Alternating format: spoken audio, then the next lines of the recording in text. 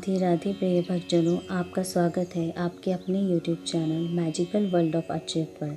आज हम इस वीडियो में श्रीमद् भागवत महापुराण चतुर्थ अध्याय महात्म्य सुनेंगे। सूत जी कहते हैं, मुनिवर, उस समय अपने भक्तों के चित्त में अलौकिक भक्ति का प्रादुर्भाव हुआ। देख, भक्त वत्सल श्री भगवान अपना धाम छोड़कर वहां पधारे। उनके गले में वनमाला शोभा पा रही थी। श्री अंग सजल जलधर के समान श्याम वर्ण था। उस पर मनोहर पीताम्बर सुशोभित था। कटि प्रदेश करधनी की लड़ियों से सुसज्जित था। सिर पर मुकुट की लटक और कानों में कुंडलों की झलक देखते ही बनती थी। वे त्रिभंग ललित भाव से खड़े हुए चित्त को चुरा लेते थे। वक्ष स्थल पर कौस्तुभ मणि दमक रही थी। सारा श्रीअंग हरि चंदन से चर्चित था। उस रूप की शोभा क्या कहें, उसने तो मानो करोड़ों कामदेवों की रूप माधुरी छीन ली थी। वे परमानंद चिन्ह मूर्ति, मधुर अति मधुर मुरलीधर ऐसी अनुपम छवि से अपने भक्तों के निर्मल चित्तों में आविर्भूत हुए। भगवान के नित्य लोक निवासी लीला परिकर उद्धव आदि वहां गुप्त रूप से उस कथा को सुनने के लिए आए हुए थे। प्रभु के प्रकट होते ही चारों ओर जय हो की ध्वनि होने लगी। उस समय भक्ति रस का अद्भुत प्रवाह चला। बार बार अबीर गुलाल और पुष्पों की वर्षा तथा शंख ध्वनि होने लगी। उस सभा में जो लोग बैठे थे, उन्हें अपनी देह गेह और आत्मा की कोई भी सुध नहीं रही। उनकी ऐसी तन्मयता देखकर नारद जी कहने लगे, मुनिगण, आज सप्ताह श्रवण की मैंने ये बड़ी ही अलौकिक महिमा देखी। यहाँ तो जो बड़े मूर्ख, दुष्ट और पशु पक्षी भी हैं, वे सभी अत्यंत निष्पाप हो गए हैं। अतः इसमें संदेह नहीं कि कलिकाल में चित्त की शुद्धि के लिए इस भागवत कथा के समान मृत्युलोक में पाप पुंज का नाश करने वाला कोई दूसरा पवित्र साधन ही नहीं है। मुनिवर, आप लोग बड़े कृपालु हैं। आपने संसार के कल्याण का विचार करके यह बिल्कुल निराला ही मार्ग निकाला है। आप कृपया यह बताइए कि इस कथारूप सप्ताह यज्ञ के द्वारा संसार में कौन कौन लोग पवित्र हो जाते हैं। सनकादि ने कहा, जो लोग सदा तरह तरह के पाप किया करते हैं, निरंतर दुराचार में ही तत्पर रहते हैं और उल्टे गलत मार्गों से चलते हैं, तथा जो क्रोध अग्नि से जलते रहने वाले कुटिल और काम परायण हैं, वे सभी इस कलयुग में सप्ताह यज्ञ से पवित्र हो जाते हैं। जो सत्य से च्युत, माता पिता की निंदा करने वाले, तृष्णा के मारे व्याकुल, आश्रम धर्म से रहित, दंभी, दूसरों की उन्नति देखकर जलने वाले और दूसरों को दुख देने वाले हैं, वे भी कलयुग में सप्ताह यज्ञ से पवित्र हो जाते हैं। जो मदिरापान, ब्रह्म हत्या, सुवर्ण की चोरी, गुरु स्त्री गमन और विश्वासघात, ये 5 महापाप करने वाले, छल, छंद परायण, क्रूर, पिशाचों के समान निर्दयी, ब्राह्मणों के धन से पुष्ट होने वाले और व्याभिचारी हैं, वे भी कलयुग में सप्ताह यज्ञ से पवित्र हो जाते हैं। जो दुष्ट आग्रह पूर्वक सर्वदा मन, वाणी या शरीर से पाप करते रहते हैं, दूसरों के धन से ही पुष्ट होते हैं तथा मलिन मन और दुष्ट हृदय वाले हैं, वे भी कलयुग में सप्ताह यज्ञ से पवित्र हो जाते हैं। नारद जी, अब हम तुम्हें इस विषय में एक प्राचीन इतिहास सुनाते हैं। उसके सुनने से ही सब पाप नष्ट हो जाते हैं। पूर्व काल में तुंगभद्रा नदी के तट पर एक अनुपम नगर बसा हुआ था। वहाँ सभी वर्णों के लोग अपने अपने धर्मों का आचरण करते हुए सत्य और सत्कर्मों में तत्पर रहते थे। उस नगर में समस्त वेदों का विशेषज्ञ और श्रौत स्मार्त कर्मों में निपुण एक आत्मदेव नामक ब्राह्मण रहता था। वह साक्षात दूसरे सूर्य के समान ही तेजस्वी था। धनी होने पर भी वह भिक्षाजीवी था। उसकी पत्नी धुंधुली, कुलीन और सुंदरी होने पर भी सदा अपनी बात पर अड़ जाने वाली थी। उसे लोगों की बात करने में सुख मिलता था। स्वभाव था क्रूर, प्राय कुछ न कुछ बकवास करती रहती थी।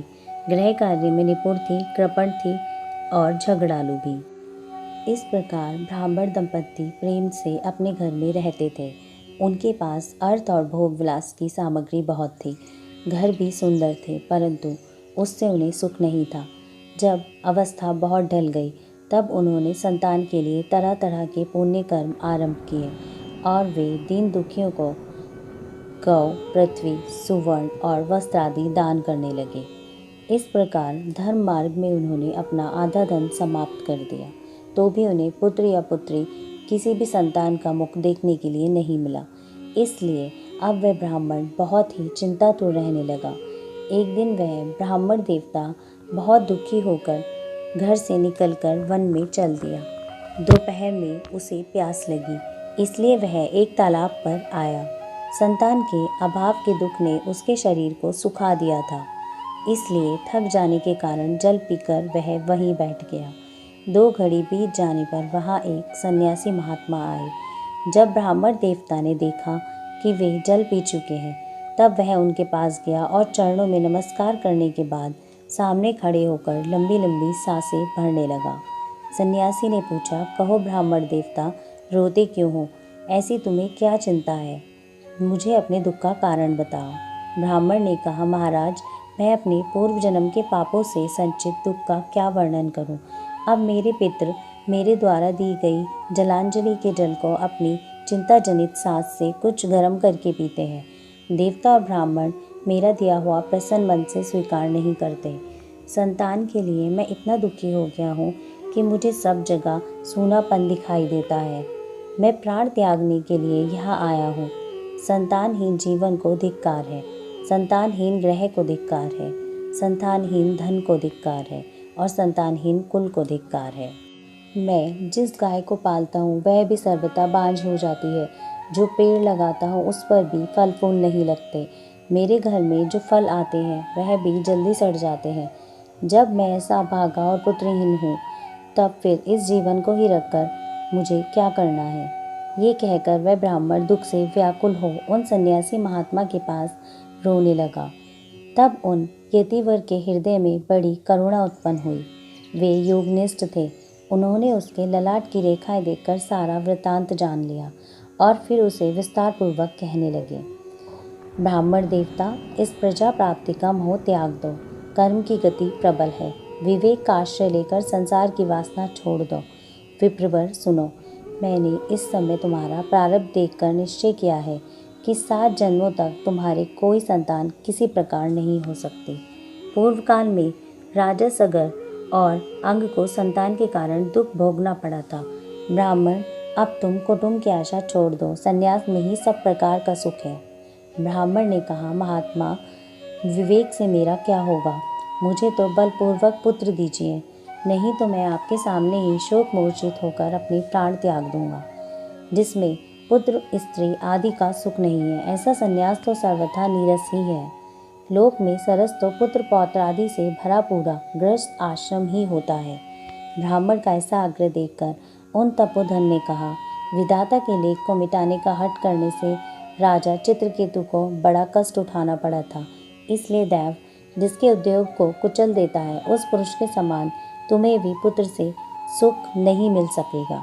तुमने तो बड़ा हठ पकड़ रखा है और अर्थी के रूप में तुम मेरे सामने उपस्थित हो।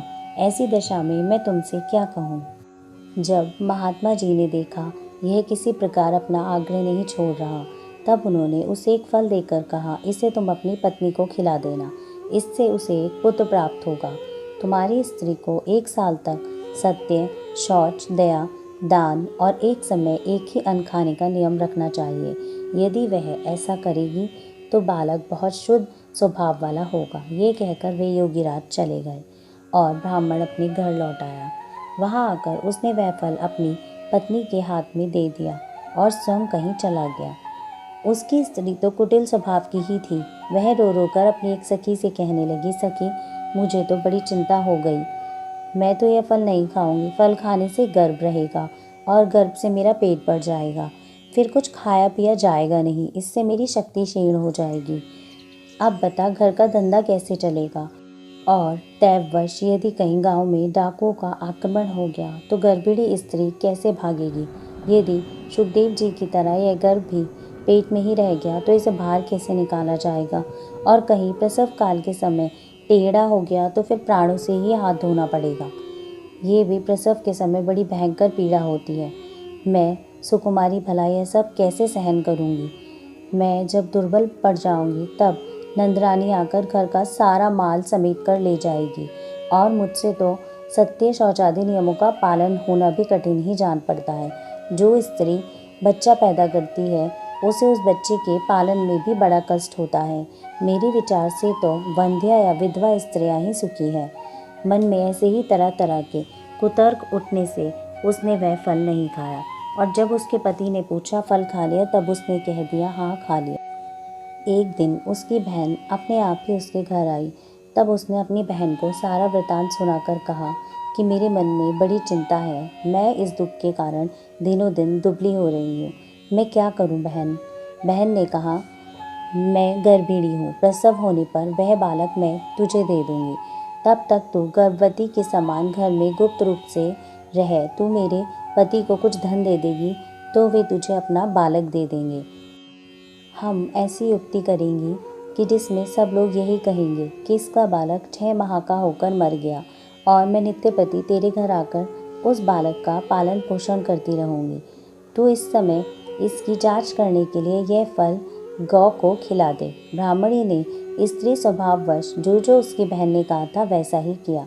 इसके पश्चात समय अनुसार जब उस स्त्री के पुत्र हुआ, तब उसके पिता ने चुपचाप लाकर उसे धुंधुली को दे दिया, और उसने आत्मदेव को सूचना दे दी कि मेरे सुखपूर्वक बालक हो गया है। इस प्रकार आत्मदेव जी के पुत्र हुआ सुनकर सब लोगों को बड़ा आनंद हुआ। ब्राह्मण ने उसका जात कर्म संस्कार करके ब्राह्मणों को दान दिया, और उसके द्वार पर गाना बजाना अनेक प्रकार के मांगलिक कार्य होने लगे। धुंधुली ने अपने पति से कहा, मेरे स्तनों में तो दूध ही नहीं है, फिर गौ आदि किसी अन्य जीव के दूध से मैं इस बालक का किस प्रकार पालन करूंगी? मेरी बहन के अभी बालक हुआ था, लेकिन वह मर गया है। उसे बुलाकर अपने यहाँ रख ले तो वह इस बालक का पालन पोषण कर सकेगी। तब पुत्र की रक्षा के लिए आत्मदेव जी ने वैसा ही किया, तथा माता धुंधुली ने उस बालक का नाम धुंधुकारी रखा। इसके बाद 3 महीने बीतने पर उस गौ के भी एक मनुष्य आकार ही बच्चा हुआ। वह सर्वांग सुंदर, दिव्य, निर्मल और सुवर्ण किसी कांति वाला था। उसे देखकर ब्राह्मण देवता को बड़ा आनंद हुआ, और उसने स्वयं ही उसके सब संस्कार किए। इस समाचार से और सब लोगों को भी बड़ा ही आश्चर्य हुआ, और वे बालक को देखने के लिए आए तथा आपस में कहने लगे, देखो भाई, अब आत्मदेव जी का कैसा भाग्य उदय हुआ है। कैसे आश्चर्य की बात है कि गौ के भी ऐसा दिव्य रूप बालक उत्पन्न हुआ। दैव योग से इस गुप्त रहस्य का किसी को भी पता नहीं लगा। आत्मदेव जी ने उस बालक के गौ के कान देखकर उसका नाम गोकर्ण रखा। कुछ काल बीतने पर वे दोनों बालक बड़े हो गए। उनमें गौकर्ण तो बड़ा पंडित और ज्ञानी हुआ, किंतु धुंधुकारी बहुत ही दुष्ट निकला। स्नान, शौच आदि ब्राह्मणोचित आचारों का उसमें नाम भी नहीं था, न खान पान का ही कोई परहेज था। क्रोध उसमें बहुत बड़ा चढ़ा था। वह बुरी बुरी वस्तुओं का संग्रह किया करता था। मुर्दे के हाथ से छुआ हुआ अन्न भी खा लेता था। दूसरों की चोरी करना और सब लोगों से द्वेष बढ़ाना उसका स्वभाव बन गया था। छिपे छिपे वह दूसरों के घरों में आग लगा देता था। दूसरों के बालकों को खिलाने के लिए गोद में लाता और उन्हें कुएं में डाल देता था। हिंसा का उसे व्यसन सा हो गया था। हर समय वह अस्त्र शस्त्र धारण किए रहता और बेचारे अंधे और दीन दुखियों को तंग करता। चांडालों से उसका विशेष प्रेम था। बस हाथ में फंदा लिए कुत्तों की टोली के साथ शिकार की टोह में घूमता रहता। वैश्याओं के जाल में फंसकर उसने अपने पिता की सारी संपत्ति नष्ट कर दी। एक दिन माता पिता को पीट पीट कर घर के सब बर्तन उठाकर ले गया। इस प्रकार जब सारी संपत्ति स्वाहा हो गई, तब उसका कृपण पिता फूट फूट कर रोने लगा और बोला, इससे तो इसकी माँ का बांझ रहना ही अच्छा था। कुपुत्र तो बड़ा ही दुखदाई होता है। अब मैं कहाँ रहूँ, कहाँ जाऊँ? मेरे इस संकट को कौन काटेगा? मेरे ऊपर तो बड़ी विपत्ति आ पड़ी है। इस दुख के कारण अवश्य मुझे एक दिन प्राण त्यागने पड़ेंगे। उसी समय परम ज्ञानी गोकर्ण जी वहाँ आए और उन्होंने पिताजी को वैराग्य का उपदेश देते हुए बहुत समझाया। वे बोले, पिताजी, यह संसार असार है। यह अत्यंत दुख रूप और मोह में डालने वाला है। पुत्र किसका, धन किसका, स्नेहवान पुरुष रात दिन दीपक के समान जलता रहता है। सुख न तो इंद्र को है, न चक्रवर्ती राजा को। सुख तो केवल एक विरक्त एकांत जीवी मुनि को ही है। यह मेरा पुत्र है, इस अज्ञान को छोड़ दीजिए मोह से नरक की ही प्राप्ति होती है। यह शरीर तो नष्ट होगा ही, इसलिए सब कुछ छोड़कर वन में चले जाइए। गोकर्ण के वचन सुनकर आत्मदेव जी वन में जाने के लिए तैयार हो गए और बोले, बेटा, वन में रहकर मुझे क्या करना चाहिए, यह मुझसे विस्तार पूर्वक कहिए। मैं बड़ा मूर्ख हूँ। अब तक कर्मवश स्नेह पाश में बंधा हुआ अपंग की भांति इस घर रूप अंधेरे कुएं में ही पड़ा रहा हूँ। तुम बड़े दयालु हो, इससे मेरा उद्धार करो। गोकर्ण ने कहा, पिताजी, यह शरीर हड्डी, मांस और रुधिर का ही पिंड है। इसे आप मैं मानना छोड़ दें और स्त्री पुत्र आदि को अपना कभी न माने। इस संसार को रात दिन क्षणभंगुर देखें। इसकी किसी भी वस्तु को स्थायी समझकर उसमें राग न करें। बस एकमात्र वैराग्य रस के रसिक होकर भगवान की भक्ति में लगे रहें। भगवत जन ही सबसे बड़ा धर्म है। निरंतर उसी का आश्रय लिए रहें। अन्य सब प्रकार के लौकिक धर्मों से मुख मोड़ लें। सदा साधुजनों की सेवा करें। भोगों की लालसा को पास भी नहीं आने दें और जल्द से जल्द दूसरों के गुण दोषों का विचार करना छोड़कर एकमात्र भगवत सेवा और भगवान की कथाओं के रस का ही पान करें। इस प्रकार पुत्र की वाणी से प्रभावित होकर आत्मदेव ने घर छोड़ दिया और वन की यात्रा की। यद्यपि उसकी आयु उस समय 60 वर्ष की हो चुकी थी, फिर भी बुद्धि में पूरी दृढ़ता थी। वहाँ रात दिन भगवान की सेवा पूजन करने से और नियम पूर्वक श्रीमद् भागवत महापुराण के 10वें स्कंद का पाठ करने से उसने भगवान श्री कृष्ण को प्राप्त कर लिया था। राधे राधे।